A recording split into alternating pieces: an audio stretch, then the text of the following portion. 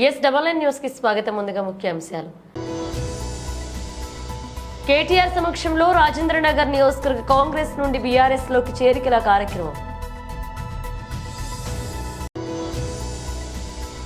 మహారాష్ట్రలోని రూజూరా గ్రామంలో ముఖ్యమంత్రి రేవంత్ రెడ్డి బహిరంగ సభ.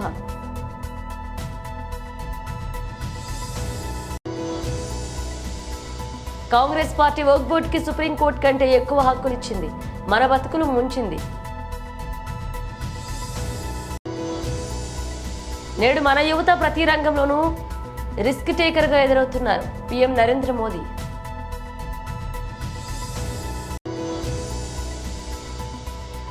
నేను మహారాష్ట్ర వచ్చింది ఓట్లు అడిగేందుకు కాదు పవన్ కళ్యాణ్. కేటీఆర్ సమక్షంలో రాజేంద్రనగర్ నియోజకవర్గ కాంగ్రెస్ నుండి బీఆర్ఎస్ లోకి చేరికల కార్యక్రమం కొనసాగింది. రాష్ట్రంలో జరుగుతున్న అన్ని పరిణామాలు తెలుసు. రోజు పేపర్లలో టీవీలలో ఏం జరుగుతూ ఉంది, ఏమేమి అవుతున్నాయి, ఇవన్నీ కూడా మీకు తెలుసు. మీకు ఒక విషయం మాత్రం నేను ప్రత్యేకంగా గుర్తు చేయదలుచుకున్నాను. తెలంగాణ రాష్ట్రం ఏర్పడ్డ నాడు సరిగ్గా 11 సంవత్సరాల కిందట హైదరాబాద్ మహానగరంలో ముఖ్యంగా రాజేంద్రనగర్ కానీ లేదా రంగారెడ్డి జిల్లాలోని వివిధ నియోజకవర్గాల్లో కానీ కొన్ని అనుమానాలు ఉండేది. హైదరాబాద్కి పెట్టుబడులు వస్తాయి అనేది కాదు, ఉన్నాయే పోతాయంట, హైదరాబాద్ అభివృద్ధి కుంటుపడుతుందంట, హైదరాబాద్ బ్రాండ్ ఇమేజ్ దెబ్బతినిపోతుందంట, హైదరాబాద్లో హిందువులు ముస్లింల మధ్యన అనవసరపు గొడవలు అవుతాయంట అని చెప్పి చాలా రకాలుగా ఆనాడు ప్రచారాలు జరుగుతూ ఉండేది. ఇప్పుడు చాలామంది మర్చిపోయినట్టు కూడా ఉన్నారు, ఎందుకంటే అవన్నీ పాత ముచ్చట్లు కాబట్టి మర్చిపోయినట్టున్నారు. కానీ కేసీఆర్ గారి నాయకత్వంలో అభివృద్ధే మన కులంగా, సంక్షేమమే మన మతంగా ఈరోజు పేదవారిని పెద్దవారిని అందరినీ కూడా బ్రహ్మాండంగా కలుపుకొని సంక్షేమ కార్యక్రమాలు అభివృద్ధి కార్యక్రమాలు అందరికీ సమపాలనలో అందే విధంగా చాలా చక్కగా 10 ఏళ్ల పాటు కేసీఆర్ గారు రాష్ట్రాన్ని పరిపాలించినారు. కాబట్టే భారతదేశంలో ఎన్నో రంగాలలో తెలంగాణ ఒక రోల్ మోడల్గా, ఒక దిక్సూచిగా, ఒక ఆదర్శవంతమైన రాష్ట్రంగా తలసరి ఆదాయంలో కావచ్చు, విద్యుత్ వినియోగంలో కావచ్చు, పరిశ్రమల ఆకర్షణలో కావచ్చు, వ్యవసాయ విస్తరణలో కావచ్చు, పేదవాళ్ళను ఆదుకునే సంక్షేమ కార్యక్రమాలు కావచ్చు, యాదాద్రి లాంటి గుడి కట్టే విషయంలో కావచ్చు, ఏ విషయంలో అయినా డాక్టర్ బాబాసాహెబ్ అంబేద్కర్ గారి ప్రపంచంలోనే అతిపెద్ద విగ్రహం పెట్టే విషయమే కావచ్చు, లేదా ఇంటింటికి నీళ్ళు ఇచ్చే విషయమే కావచ్చు, ఏ విషయంలోనైనా బ్రహ్మాండమైన అభివృద్ధిని బ్రహ్మాండమైన సంక్షేమాన్ని 10 ఏళ్లలో కరోనా లాంటి మహమ్మారి తరుముకొచ్చినా పేదలను కడుపులో పెట్టుకొని చూసుకుంటూ ఎక్కడా సంక్షేమం ఆగకుండా చూసుకున్నారు. కాబట్టి కేసీఆర్ గారిని మీరు రాజేంద్రనగర్ నియోజకవర్గంలో కూడా మనస్ఫూర్తిగా ఆశీర్వదించి ఆనాటి మన అభ్యర్థిని మీరు అఖండమైన మెజారిటీతో గెలిపించారు. తమ్ముడు కార్తిక్ రెడ్డి గారు చెప్పినట్టు ఎమ్మెల్యేలు కొంతమంది పార్టీని వదిలిపెట్టి పోవచ్చు కాక, కానీ ఎమ్మెల్యే పోయినా అధికార లాలసతో పైరవీల కోసము పదవుల కోసము ఇంకో దానికోసం వారు పోయినా మేము మాత్రం ఉంటాము, పార్టీని వదిలిపెట్టము అని చెప్పి నిబద్ధతతో ఉన్న మా గులాబీ అన్నదమ్ములకి, మా ఆడబిడ్డలకు హృదయపూర్వకంగా శిరస్సు వంచి నేను ధన్యవాదాలు తెలియజేస్తాను. కష్టాలు అందరికీ వస్తాయి, కష్టాలు మనిషి అనేవాడికి అందరికీ వస్తాయి. గెలుపులు ఓటములు ఎదురు దెబ్బలు ఇవేవి కొత్త కాదు. 2001 ఏప్రిల్లో కేసీఆర్ గారు పార్టీ పెట్టినప్పుడు ఆనాడు ఆయన వెంబడ కేవలం పిడికెడు మంది ఉండే, కానీ 24 ఏళ్లలో ఈరోజు కేసీఆర్ గారు పెట్టిన పార్టీ ఇంతింతై వట్టుడింతై అన్నట్టు ఆనాడు పెట్టిన ఒక విత్తనం వాళ్ళ మహావృక్షమై వేలాది లక్షలాది మంది నాయకులను కార్యకర్తలను బ్రహ్మాండంగా గ్రామాన ప్రతి పట్టణంలో ప్రతి పల్లెలో అద్భుతంగా విజృంభించి భయంకరంగా ఇవాళ అన్ని చోట్ల కూడా విస్తరించింది. మహారాష్ట్రలోని రూజూరా గ్రామంలో ముఖ్యమంత్రి రేవంత్ రెడ్డి బహిరంగ సభ నిర్వహించారు. निजाम सरकार के जो हैदराबाद महाराष्ट्र ज्यादा से मराठी बोलने वालों को महाराष्ट्र में मिला दिए, जो कर्नाटका कन्नड़ी का बोलने वाले को हैदराबाद कर्नाटक में कल्याण कर्नाटक में मिला दिए, जो ज्यादा से ज्यादा तेलुगु बोलने वाले को आंध्र प्रदेश में हैदराबाद तेलंगाना बनकर उसमें हमको भर्ती किए।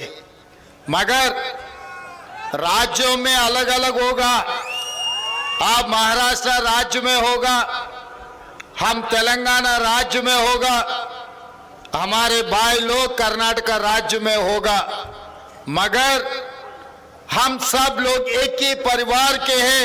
हम सब लोग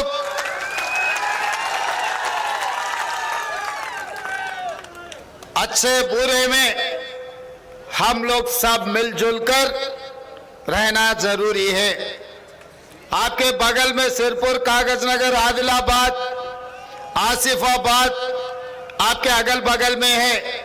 बहुत सारे यहाँ के नौजवान लड़कों को शादी करना है तो आसिफाबाद आना है, नहीं तो आदिलाबाद आना है। यहाँ से बहू को लेकर जाना है तो हम भी मेहमान बन के आपके ने आने का जरूरी है। राज्य अलग हुआ मगर रिश्ता तो अलग नहीं हुआ है, आज भी वो रिश्ता है। इसीलिए हमारे भाई बहनों से मिलने के लिए आने वाले विधानसभा चुनाव में सुभाष बाबू दोड़े जी को यहां से भारी मेजॉरिटी से जिताने के लिए आपके भाई बनकर, आपके रिश्तेदार बनकर मैं इधर आया हूं। मैं एक ही बात साफ कहना चाहता हूं, हम बचपन में स्कूल में किताबों में पढ़ते थे, ये महाराष्ट्र वीरों का धरती है। हम किताबों में पढ़ते थे, छत्रपति शिवाजी महाराज के बारे में हम पढ़ते थे।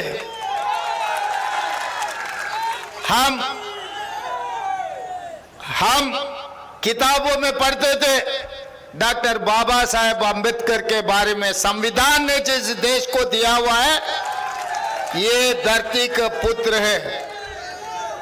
हम लोग पढ़ते थे फूले जी के बारे में।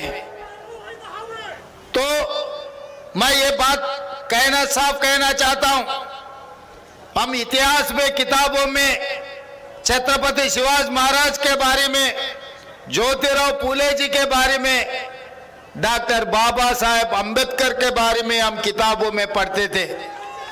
उसके बाद हम कॉलेज में आने के बाद हम युवा होकर राजनीति के बारे में चर्चा करते हुए समय पर बाला साहेब ठाकरे के बारे में, शरद पवार के बारे में हम सुनते थे।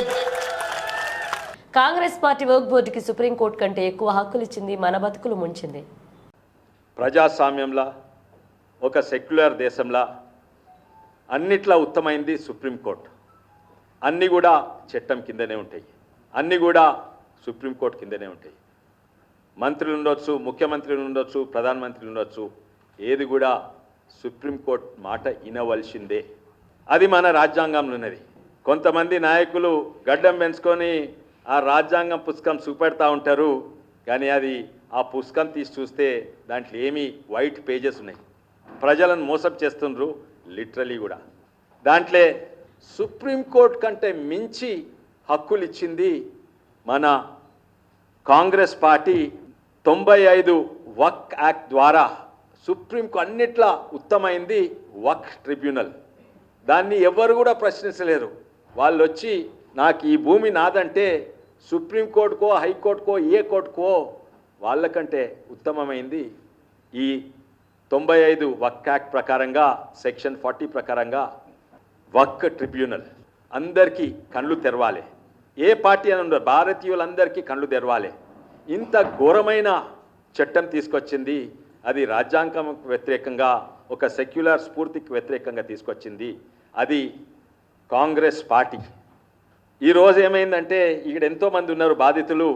మా చేవెళ్ళ పార్లమెంట్ మీద ఇప్పుడు కూడా చనిపోయి 300 ఏళ్ళైంది. మన చేవెళ్ళ పార్లమెంట్ మీద ఇప్పుడు కూడా ఔరంగజేబ్ దాడి చేస్తుండు. ఈ రోజు కూడా మా చేవెళ్ళ పార్లమెంట్ భూములు ఆక్రమిస్తుండ్రు. దేని ద్వారా? కాంగ్రెస్ 1995 వక్ఫ్ యాక్ట్ ద్వారా. అది అడ్డం పెట్టుకొని ఔరంగజేబ్, చచ్చిపోయిన ఔరంగజేబ్ ఇప్పుడు కూడా ఆక్రమణ చేస్తుండ్రు. ఈ కేసు ఏంటంటే గుట్టల బేగంపేట్ల 90 ఎకరాలు, అది 1988 నుంచి ఈ కేసు నడుస్తుంది. ఈ కాంగ్రెస్ 95 వక్ఫ్ యాక్ట్ పక్కకు పెట్టుకొని, ముంగట పెట్టుకొని వీళ్ళ మీద దాడి. వాళ్ళు కోర్టుకు పోయినరు, హైకోర్టుకు పోయినరు, గెలిచినరు, సుప్రీంకోర్టుకు పోయినరు, గెలిచినరు. ఆ సుప్రీంకోర్టు కూడా ఇది తప్పు, ఏది ఔరంగజేబు ఇచ్చిన గిఫ్ట్ అంటే నోటి మాటతో గిఫ్ట్ ఇచ్చిండు, వీళ్ళేమి ఇంతమంది డాక్యుమెంట్లు పెట్టుకున్నారు, పట్టా, పాస్బుక్, పహానీలు, సేల్ డీడ్లు అన్నీ పెట్టుకున్నారు, అదంతా ఒకెత్తు. అయితే ఔరంగజేబ్ నోటి మాట 300 ఏళ్ళ కింద ఇచ్చిన నోటి మాట దీనికంటే ఎక్కువ విలువ. సుప్రీంకోర్టు కొట్టేసింది, కానీ ఏ గ్రౌండ్స్ మీద కొట్టేసింది? 95 వక్ఫ్ యాక్ట్ తప్పు అని కొట్టేయలేదు. ఏంటంటే మీరు నోటీస్ ఇచ్చిన ప్రకారము తప్పు, మళ్ళా నోటీస్ ఇవ్వండి. అయితే వక్ఫ్ వీళ్ళకి మళ్ళా నోటీస్ ఇచ్చి మళ్ళా దాన్ని స్టే ఆర్డర్ క్లెయిమ్ చేస్తున్నారు. అంటే ఇది సవరణ చేయకుంటే ఇష్టం ఉన్నట్టు 400 ఏళ్ళ కింద ఈయన నోటి మాటతోటి నాకు ఇచ్చిండు వక్ఫ్ భూమి, ఈ భూమి నాదంటే ఎవ్వరు కూడా అడ్డం రాలేదు. ఎవ్వరు కూడా భారతదేశం ప్రజలను రక్షించలేరు. రైతు ఉండొచ్చు, లేకుంటే మీ సొంత ఇల్లు ఉండొచ్చు, లేకుంటే గుడి ఉండొచ్చు, లేకుంటే ఇంకేదో చర్చ్ ఉండొచ్చు, లేకుంటే ఏదన్నా ఉండొచ్చు, కానీ దానికంటే ఎక్కువ క్రూరమైన హాస్యం. అది నవ్వాలనా? డెమోక్రసీ అంటే ఏంది, కాన్స్టిట్యూషన్ ఏంది, ఇవన్నీ కూడా పక్కకు పెట్టి అన్నిట్లా ఎక్కువ అధికారం ఇచ్చింది కాంగ్రెస్ పార్టీ, ఇది వక్ఫ్ యాక్ట్ ప్రకారంగా. నేడు మన యువత ప్రతి రంగంలోనూ రిస్క్ టేకర్గా ఎదురుతున్నారు అని పీఎం మోదీ అన్నారు. आज के विकसित देशों तक एक चीज हमेशा से कॉमन रही है, ये कॉमन चीज है रिस्क टेकिंग का कल्चर. एक समय था जब हमारा देश पूरे विश्व के कॉमर्स और कल्चर का हॉटस्पॉट था. हमारे मर्चेंट्स और सेलर्स एक तरफ साउथ ईस्ट एशिया के साथ काम कर रहे थे, तो दूसरी ओर अरब, अफ्रीका और रोमन एम्पायर से भी उनका गहरा नाता जुड़ता था. उस समय के लोगों ने रिस्क लिया और इसलिए भारत के प्रोडक्ट्स और सर्विसेज सागर के दूसरे छोर तक पहुंच पाए. आजादी के बाद हमें रिस्क टेकिंग के इस कल्चर को और आगे बढ़ाना था, लेकिन आजादी के बाद की सरकारों ने तब के नागरिकों को वो हौसला ही नहीं दिया. इसका परिणाम यह हुआ कि कई पीढ़ियां एक कदम आगे बढ़ाने और 2 कदम पीछे खींचने में ही गुजर गई. अब बीते 10 सालों में देश में जो परिवर्तन आए हैं, उन्होंने भारत के नागरिकों में रिस्क टेकिंग कल्चर को फिर से नई ऊर्जा दी है. आज हमारा युवा हर क्षेत्र में रिस्क टेकर बनकर उभर रहा है. कभी एक कंपनी शुरू करना रिस्क माना जाता था. 10 साल पहले तक मुश्किल से किसी स्टार्टअप का नाम सुनते थे. आज देश में रजिस्टर्ड स्टार्टअप की संख्या 1.25 लाख से ज्यादा हो गई है. एक जमाना था कि खेलों में और खेलों को प्रोफेशन के रूप में अपनाने में भी रिस्क था, लेकिन आज हमारे छोटे शहरों के नौजवान भी ये रिस्क उठाकर दुनिया में देश का नाम रोशन कर रहे हैं. ఉపాధి హామీ బిల్లులు చెల్లిస్తూ కార్మికులకు అండగా ఉంటున్న కూటమి ప్రభుత్వం గౌడ కార్పొరేషన్ చైర్మన్ వీరంకి గురుమూర్తి మీడియా సమావేశం నిర్వహించారు. అందరికీ నమస్కారం. నిన్ననే కూటమి ప్రభుత్వం ఏదైతే 2014-19 మధ్యన మహాత్మా గాంధీ జాతీయ గ్రామీణ ఉపాధి హామీ పథకంలో పనులు చేసిన వారికి రావాల్సినటువంటి పెండింగ్ బకాయిలు ఏవైతే ఉన్నాయో 21% కానీ 6% కానీ, అదేవిధంగా వైసీపీ ప్రభుత్వం వచ్చిన తర్వాత మరి ఏదైతే అడ్డగోలు జీవో 350 ఇచ్చి 7,782 పనులకు మరి విజిలెన్స్ చేసినటువంటి దానికి సంబంధించి జీవో నెంబర్ 646 దీని ద్వారా నిన్న రాష్ట్ర ప్రభుత్వం 331 కోట్లు కేటాయించడం జరిగింది.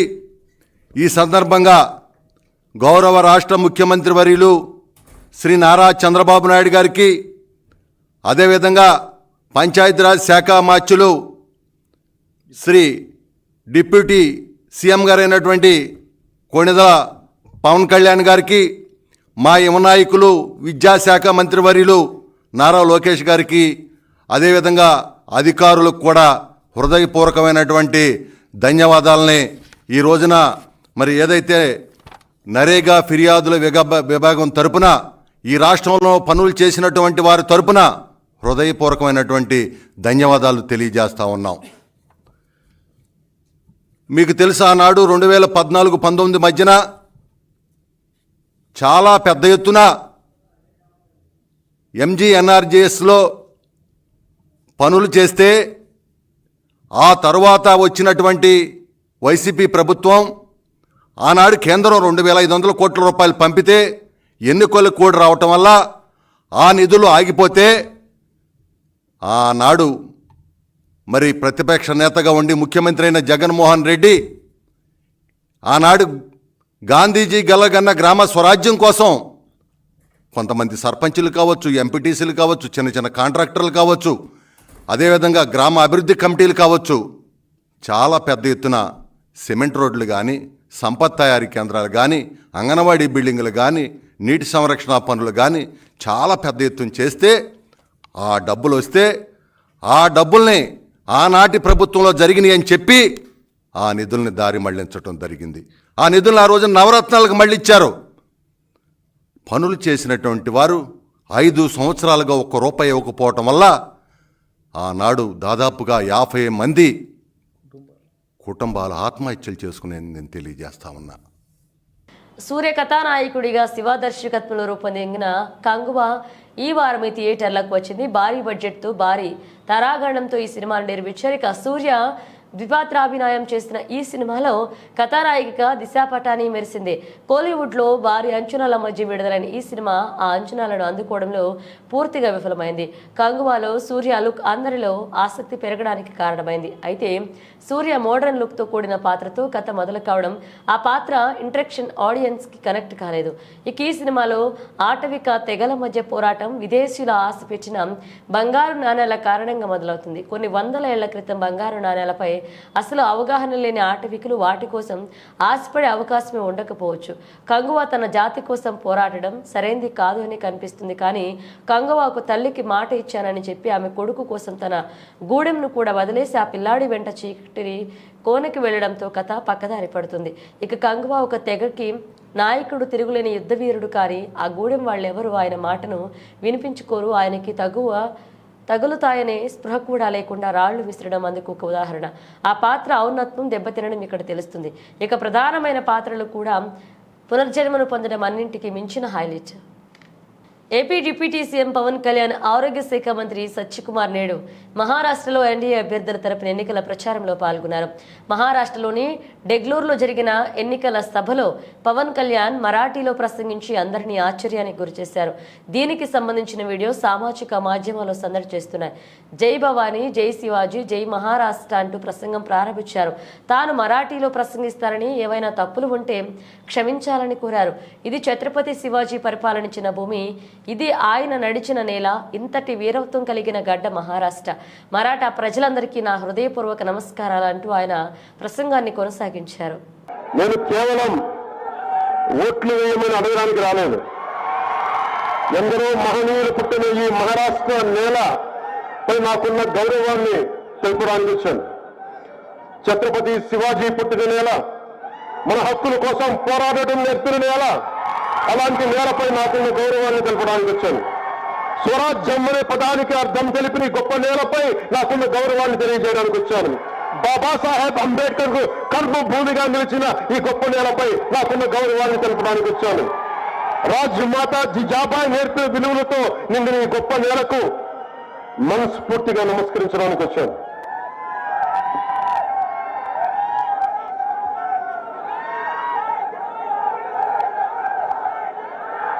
బాబాసాహెబ్ ఠాక్రే గారిని ఆయన జీవించి ఉండగా నాకు కలిసే అవకాశం రాలేదు. కానీ అన్యాయాలను అక్రమాలను ఎదిరించడంలో ఆయన నాకు బలమైన స్ఫూర్తి. సనాతన ధర్మాన్ని ఏమాత్రం భయపడకుండా పరిరక్షించడంలో బాలాసాహెబ్ ఠాక్రే గారు నాకు స్ఫూర్తి. జనసేన 7 సిద్ధాంతాల్లో ఒకటైన ప్రాంతీయతను విస్మరించిన జాతీయవాదమైన సిద్ధాంతానికి బాలాసాహెబ్ ఠాక్రే గారే స్ఫూర్తి. అలాంటి బాలాసాహెబ్ ఠాక్రే గారికి నా వందనాలు. ఏ విషయాన్నైనా ధైర్యంగా చెప్పడం, బాలాసాహెబ్ గారి దగ్గర నుంచి నేర్చుకోవాల్సింది ఏ విషయాన్నైనా ధైర్యంగా చెప్పడం, నిర్మోహమాటంగా నిక్కచ్చిగా ఉండడం, అధికారంతో సంబంధం లేకుండా మన సిద్ధాంతాలకు బలంగా కట్టుబడి ఉండటం బాలాసాహెబ్ ఠాక్రే గారి నుంచి నేర్చుకున్నాం.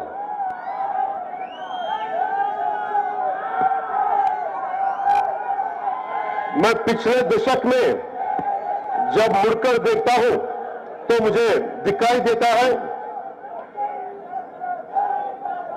आर्टिकल 370 के बाद का कश्मीर, राम मंदिर से शोभायमान अयोध्या, विश्व पटल पर चमकता हमारा तिरंगा, भारत के हर कोने को जोड़ते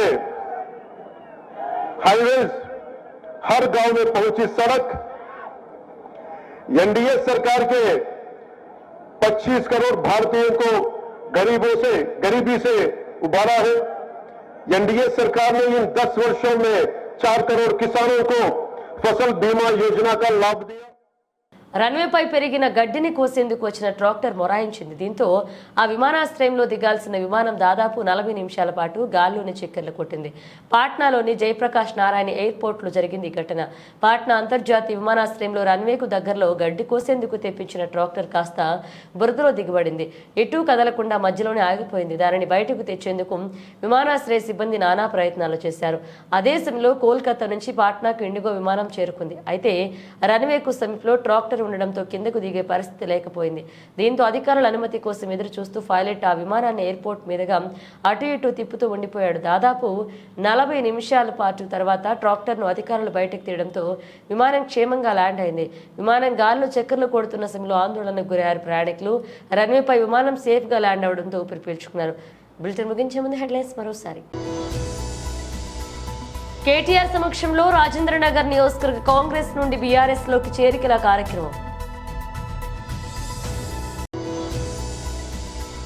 మహారాష్ట్రలోని రూజూరా గ్రామంలో ముఖ్యమంత్రి రేవంత్ రెడ్డి బహిరంగ సభ.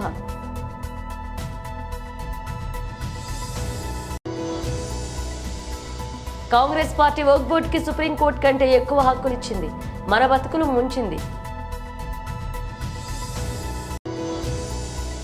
నేడు మన యువత ప్రతి రంగంలోనూ రిస్క్ టేకర్ గా ఎదురవుతున్నారు పీఎం నరేంద్ర మోదీ.